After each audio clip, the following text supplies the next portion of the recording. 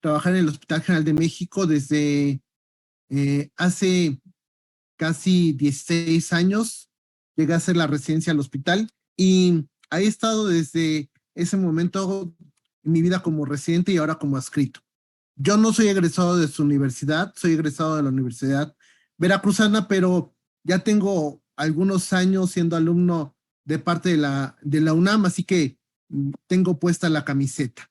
Entonces, vamos a ver que el programa temático son, creo que 10 unidades. Estas son las unidades, no voy a hablarles de cada una, ustedes ya tienen el temario, pero bueno, son 10 unidades, de las cuales yo les hablaré en 5 de ellas, las primeras 4, y creo que les voy a hablar de la octava, que son neoplasias. Entonces, ahora sí, haciendo hincapié en la unidad número 1, es la evolución histórica de la patología y del concepto y formas de la enfermedad. La organización de un departamento de patología y la revisión de sus secciones, patología quirúrgica, citopatología, estudios experimental, especiales, experimental, transoperatorio y postmortem, el manejo de biopsias, piezas quirúrgicas, transoperatorios y citológicos, la Ley General de Salud en el apartado de cadáveres, la hoja de seguridad para el manejo de RPBI y sustancias peligrosas, y el certificado de función. La verdad es que las últimas, el punto 4 y el número 5 creo que no son tan importantes para el objetivo de esta unidad, pero bueno, vamos a hablar muy poquito de esto, ¿sale? Entonces, ¿qué es, eh, ¿qué es la patología? La patología se define como pato, sufrimiento o daño, y logos, que es el estudio. Es el estudio de la enfermedad o el estudio del sufrimiento o el estudio del daño. Así que si se ponen a darse cuenta sobre la definición de patología, realmente ustedes cuando egresen de la carrera de medicina, todos van a ser patólogos, todos van a estudiar de cierta forma la enfermedad de uno o de otro modo. Eso es indudable. Entonces, uno de los cánones de patología de nuestro país, el doctor López Correa decía que todos somos patólogos, aunque realmente no hayamos estudiado la anatomía patológica. Y bueno, se ocupa del estudio de técnicas morfológicas, de las causas, el desarrollo y las consecuencias de la enfermedad. Así que, aunque todos podemos ser patólogos porque estudiamos el daño o la enfermedad, la anatomía patológica es una rama de la medicina que hace el estudio realmente de la enfermedad desde el punto de vista macro y microscópico de cada uno de los órganos. Y eso obviamente lo hace solamente el médico especialista en anatomía patológica. Entonces, me gusta mucho esta fotografía porque es un rompecabezas, y les quiero decir que el patólogo no es un diagnosticador de la minilla. Sí, a veces lo vamos a hacer. Hay gente muy lista y que puede hacer un diagnóstico, sí, obviamente lo podemos hacer, pero siempre hacemos un diagnóstico deductivo desde la edad del paciente, el sexo del paciente, eh, el tiempo de evolución, la localización exacta, antecedentes familiares. Todo eso ayuda a tener un diagnóstico después al final. Esto es, cuando nosotros sabemos toda esta información, tenemos ya en la mente una probabilidad diagnóstica en la mente, o tenemos algunas posibilidades diagnósticas. Metemos la laminilla al microscopio y listo, se hace el diagnóstico, confirmamos la enfermedad. Obviamente a veces podemos tener alguna entidad que no corresponda a la lógica que habíamos pensado, pero para eso es el microscopio, ¿sale? Es exactamente igual que, por ejemplo, si alguien desea estudiar neurología, ustedes desde que ven llegando al paciente y caminar hacia su escritorio, ya están haciendo un diagnóstico, ¿sale? Entonces, la anatomía patológica o el especialista en anatomía patológica no solamente hace el diagnóstico viendo la laminilla, necesita hacer un diagnóstico deductivo, como todo aquel especialista en la medicina. Entonces, por favor, nunca ah, escondan los datos a un patólogo. Esto es, creo que cuando se hace un buen equipo de trabajo, el cirujano, el clínico, el patólogo, el imagenólogo, siempre se hace con la mejor intención de llegar a un mejor diagnóstico, darle mejor terapia para el paciente y todo es en pos del paciente.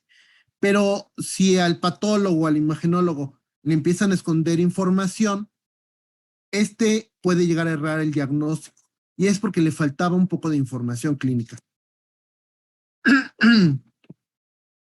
Me gusta esta definición del doctor Simon Flexner, donde dice, la patología es tan importante para nosotros más que la fisiología y la farmacología.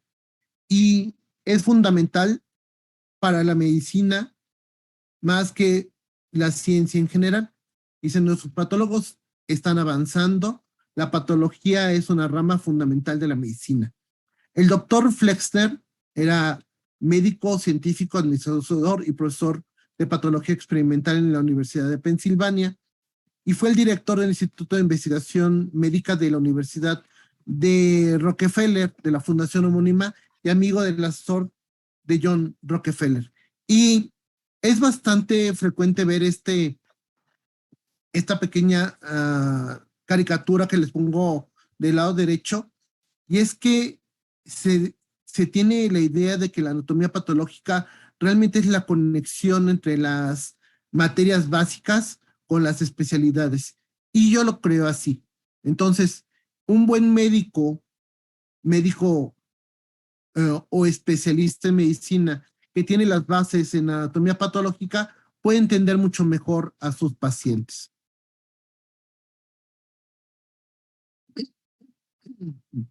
Entonces, el proceso patológico, nosotros debemos entenderlo como la evaluación de estos 4 puntos, que es la etiología, tanto extrínsecas como intrínsecas. Recuerden que hay factores extrínsecos e intrínsecos.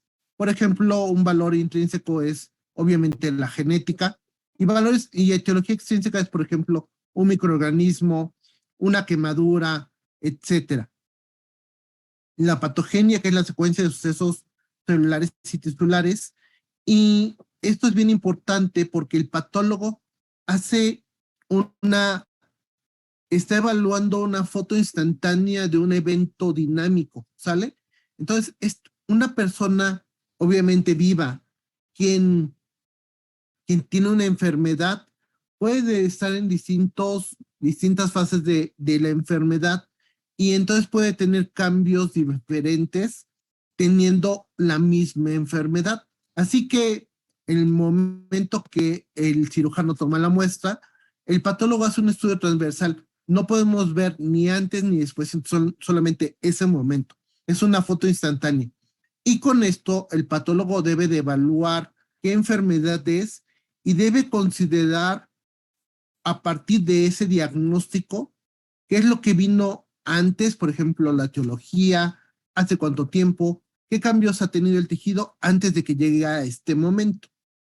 Y además puede pensar lo que va a pasar en el tejido si el paciente no tiene tratamiento. Entonces nosotros tenemos que reconocer distintas etapas de la enfermedad desde el punto de vista histopatológico para hacer el diagnóstico. Además, tenemos que valorar los cambios morfológicos, tanto macroscópicos y microscópicos. Y cuando estoy hablando de cambios macroscópicos, es lo que ustedes pueden ver con sus ojos. Esto es, al igual que es muy importante la evaluación del hábitus exterior y todo esto, el patólogo lo que tiene que evaluar es igual datos clínicos y puede ver un corte longitudinal de un órgano y considerar una gama pequeña de diagnósticos probables con esos cambios macroscópicos, ¿sí? Y eso es muy importante, como por ejemplo, no sé, si ustedes ven el hígado, un hígado enfermo que tiene una lesión de aspecto neoplásico, una lesión única, es bien importante saber las características de la persona era alcohólica, no era alcohólica, tenía insuficiencia hepática desde antes o es una lesión reciente y obviamente la edad, el sexo, y ahora sí vamos a ver el contexto del aspecto macroscópico.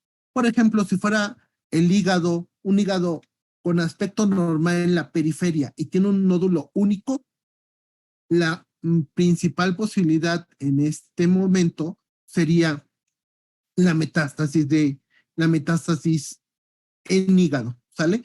Pero si es el hígado con cirrosis hepática extensa y todo esto, la principal posibilidad es un carcinoma hepatocelular. Esto solamente viendo la macro. Entonces, es importante ver los cambios macroscópicos, que es lo que ustedes ven con sus ojos, y después obviamente lo corroboramos con el aspecto microscópico. Otro cambio importante en esto es saber la edad del paciente. Por ejemplo, si es un paciente pediátrico, las metástasis hepáticas son sumamente raras, ¿sale? Pero los tumores primarios hepáticos en niños son relativamente frecuentes, como cuáles, el hepatoblastoma y el sarcoma embrionario. Así que nosotros tenemos que saber todo esto de los datos del paciente cuando vemos una pieza quirúrgica, una pieza de postmortem, y después lo corroboramos con el aspecto microscópico. Y después los trastornos funcionales es obviamente cómo va a repercutir esta lesión en el funcionamiento del paciente, ¿sí? Entonces, esto es lo que nosotros debemos entender como anatomopatólogos. Un poquito de la historia, empieza todo lo de la anatomía patológica con el padre de la medicina, que es Hipócrates. Entonces, aquí les pongo una tira sobre más o menos la historia y vean cómo esto ha avanzado en los últimos 200 años. Pero todo empezó en el año 300 antes de Cristo con Hipócrates. Hipócrates, obviamente no tenemos una foto, tenemos este busto, y es el padre de la medicina. Él tenía el concepto de que había 4 tipos de humores: melancólico, flegmático, colérico y sanguíneo. Y dependiendo de esto es como es una persona y dónde puede tener una lesión. Me gusta mucho este dibujo que trata de esquematizar más o menos esta teoría del humor de Hipócrates. Y cuando una persona tiene un humor flegmático, se concibe actualmente que pudiera ser esto de flegmático con respecto al cerebro, al pulmón. Es una persona racional, reflexivo, tranquilo, muy justo, incorruptible, poco comprometido, simpático y adoran la buena vida y les gusta poco el trabajo. Además, está el sanguíneo, que es muy probablemente el corazón. Y ese corazón, y es una persona alegre, energético, vigoroso, con potencia, y son personas de buen humor, apasionados y que brindan confianza. El melancólico, no se entiende perfectamente de qué se trata de eso. Se cree que se hablaba de algo que se llama bilis negra y pudiera ser el vaso con B grande. Es una persona depresiva. El melancólico es inquieto, muy reflexivo, inestable, ansioso, adoran el silencio y la soledad y se olvidan de su entorno y se distraen fácilmente. Y el colérico se cree que es la bilis amarilla y corresponde al hígado y a la vesícula biliar. Son personas temperamentales y son personas perseverantes, rápido en sus decisiones, que aspiran a lo grande, activo, extrovertido, y son personas ambiciosas, individualistas y exigentes consigo mismo. Así que una persona puede tener un tipo de humor o puede tener distintos tipos de humores que trataban de con esta idea de Hipócrates, en responder a qué tipo de tejido puede ser más susceptible de algún tipo de lesión. Después llegó Antonio Benivieni. Él es el padre de la anatomía patológica, obviamente antigua, y Este es la única fotografía que puedo encontrar de él.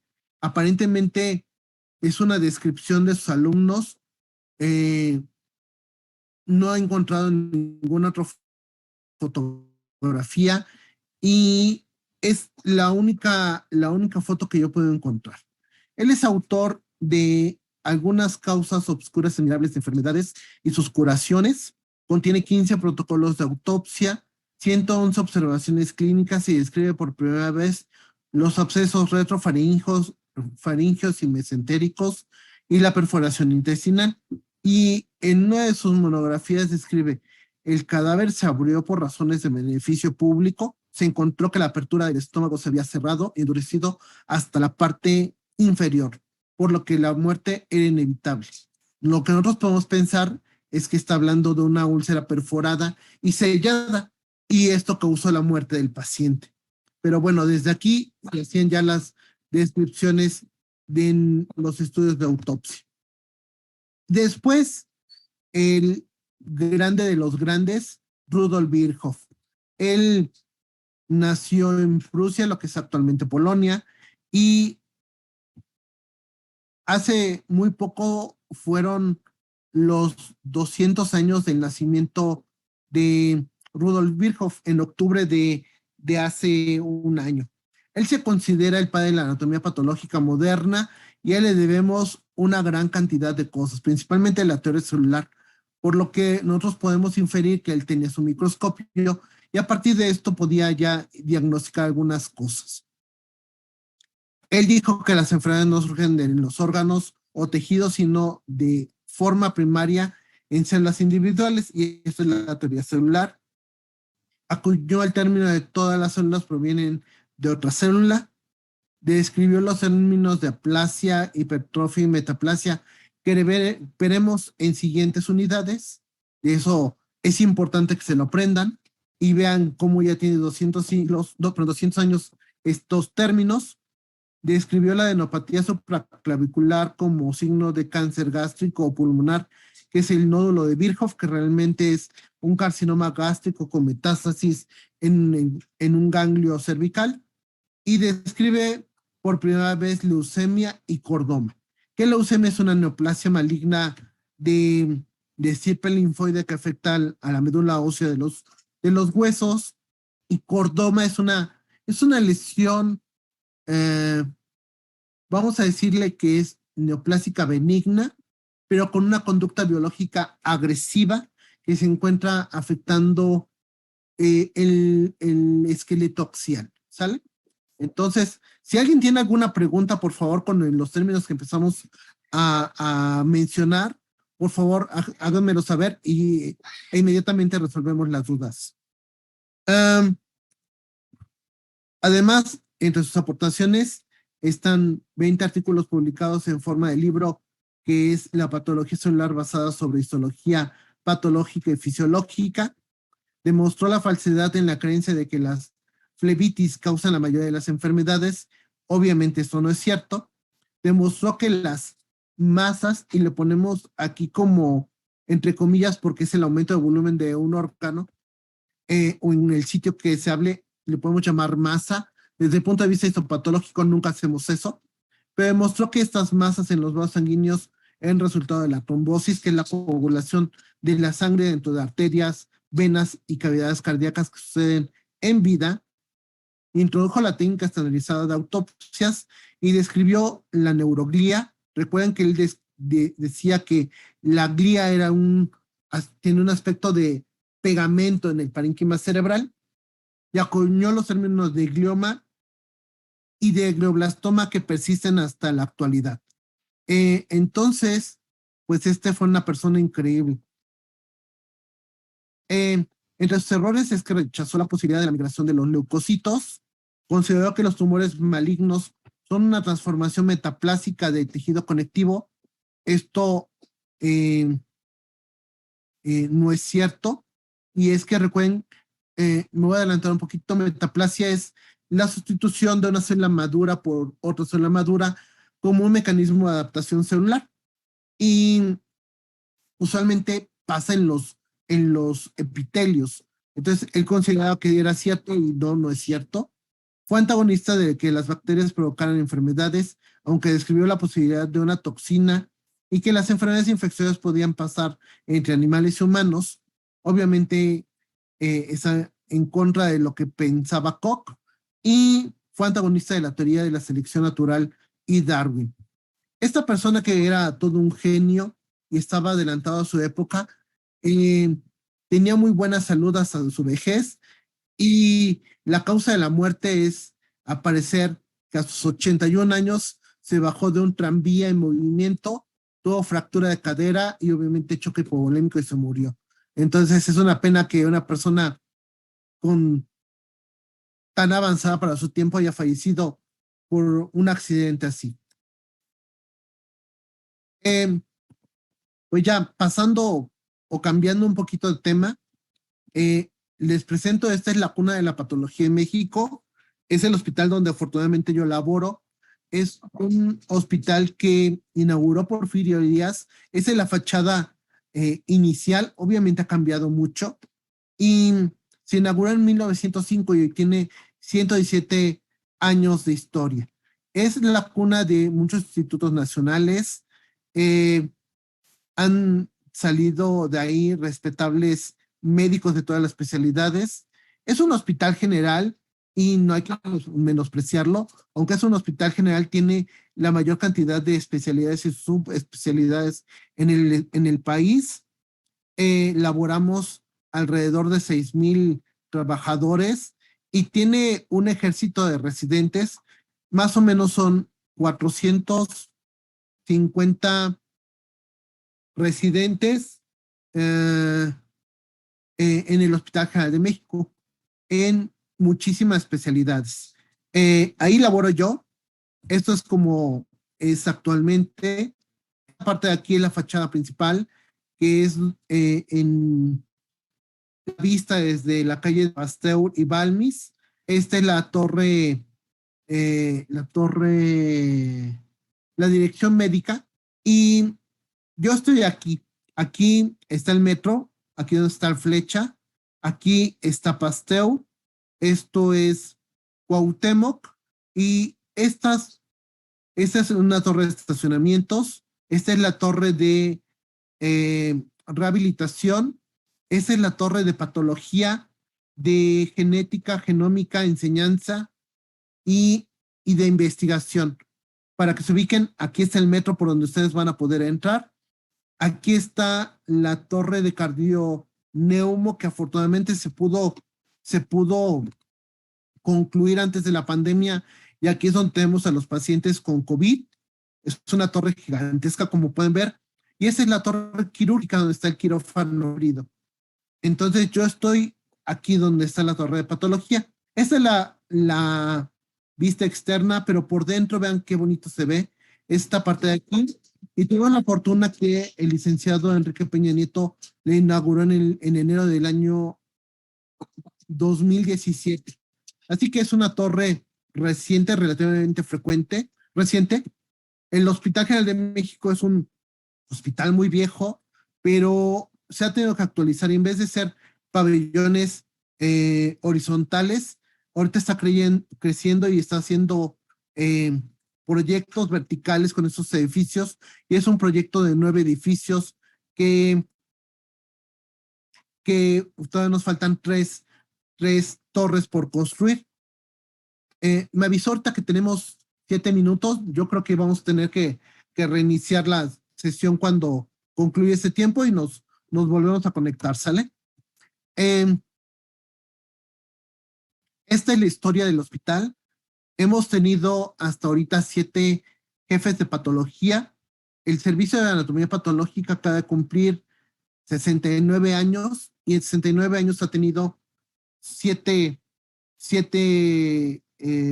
jefes de servicio. El primero de ellos fue el doctor Rui Pérez Tamayo, que seguramente ustedes lo deben de haber escuchado. Era profesor emérito y es toda una institución, no solamente de anatomía patológica, sino de más bien de la medicina, de la lengua en nuestro país. Él Él tuvo la fortuna de inaugurar el primer servicio de patología en México y fue nuestro hospital. Y por eso se dice que el Hospital General de México es la cuna de la patología en México. Después llegó el doctor Jorge Albores Saavedra. Él es un monstruo de la patología. Él ha escrito más de 300 artículos médicos. Él está retirado actualmente, pero se encuentra bastante bien. Él fue jefe de patología más o menos en el año 1960.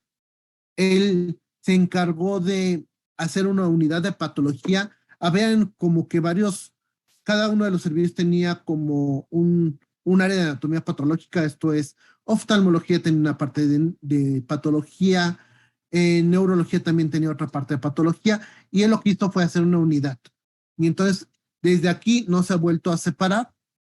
Después llegó el doctor Héctor Abelardo Rodríguez, eh, quien regresó de Estados Unidos. Él estudió con uno de los principales patólogos de nuestros tiempos, el doctor Juan Rosay, y él tiene gran afición y es un gran experto en lesiones melanocíticas. Creo que no conozco a nadie que diagnostique mejor lesiones melanocíticas como él. Después llegó el doctor Abisai Alcántara, que no sé si ustedes lo conozcan. Él es profesor de tiempo completo en la universidad y yo quisiera ser de grande como él. Él es todo un sabio en la patología. No conozco yo actualmente quien diagnostique mejor una laminilla mejor que él. Entonces, yo creo que el mejor patólogo quirúrgico en México, seguramente. Ya está bastante grande, tiene cerca de, que serán como 85 años, pero ahí sigue, aún con la pandemia, y sigue en el hospital. Después, en el año 2011, estuvo la doctora Patricia Alonso de Ruiz. Ella tiene un currículum gigantesco. Ella es citopatóloga. Ella fue maestra académica de la doctora Susana Córdoba y actualmente se encuentra en salud pública trabajando, investigando. Ya casi no hace diagnóstico citopatológico, sino más bien se encuentra en salud pública. Ella estuvo solamente 2 años y medio, 3 años, y en el año 2012 adquirió la jefatura del puesto de servicio el doctor Marco Durán Padilla. Él es una persona a quien también admiro, prácticamente vive enfrente a mí en el hospital y es realmente un buen patólogo. Y por último, el doctor Jorge Pérez Espinosa es un patólogo joven. Él es patólogo, neuropatólogo y patólogo forense y se desempeña en el cargo de jefe de servicio desde hace 1 año y unos cuantos meses. Es bastante entusiasta, pero bueno, desafortunadamente por el problema de la pandemia, falta de recursos, no puede hacer más, pero realmente tiene muy buenas intenciones de hacer avanzar la patología en nuestro hospital. Y bueno, de forma lamentable, el doctor Rui Pérez Tamayo falleció el día 26 de enero, hace unos cuantos días. Seguramente ustedes escucharon las noticias. Todo mundo se expresó y dio las condolencias por el fallecimiento del doctor Rui Pérez Tamayo y a él le debemos realmente gran parte de lo que se ha hecho en el Hospital General de México. Yo lo conocí, él caminaba, bueno, lo veía caminar ahí entre los jardines del hospital, cuando llegaba y cuando se iba del hospital, llegaba muy temprano, se iba muy tarde, y era muy amigo de los patólogos ahí del hospital. Todavía me tocó verlo en el año 2019, que estaba íntegro, muy lúcido. Él sé que hablaba inglés, alemán y obviamente español, y estaba bastante lúcido. Eso más o menos yo lo vi a mediados del 2019, cuando cumplió 90 años, estaba íntegro, y unos cuantos meses después, a finales del año 2019, de forma dramática lo empecé a ver con su bastón, con faja y con una persona que lo apoyaba para caminar, lo sostenía. Y bueno, ya a inicios del 2020, junto con la pandemia, decidió retirarse y desafortunadamente falleció 2 años después en Ensenada con su familia. Él era originario de Tampico, Tamaulipas, y bueno, lamentablemente se nos fue, pero fue una persona increíblemente buena, les digo, era mérito de la universidad y el fundador de la unidad de patología de mi hospital. Y les presento a la organización de nuestro hospital de acuerdo a las secciones que vienen en sus libros. Está como, tenemos 3 unidades de diagnóstico. Uno es de citopatología, donde la jefa de servicio es la doctora Zona Córdoba, que ustedes van a tener la oportunidad de escuchar. Ella es alumna de la doctora Alonso, es muy carismática, es muy buena gente, es muy académica y van a ver que van a aprender mucho de él. Y si quieren, ahorita continúo. ¿Les parece si nos salimos y regresamos otra vez?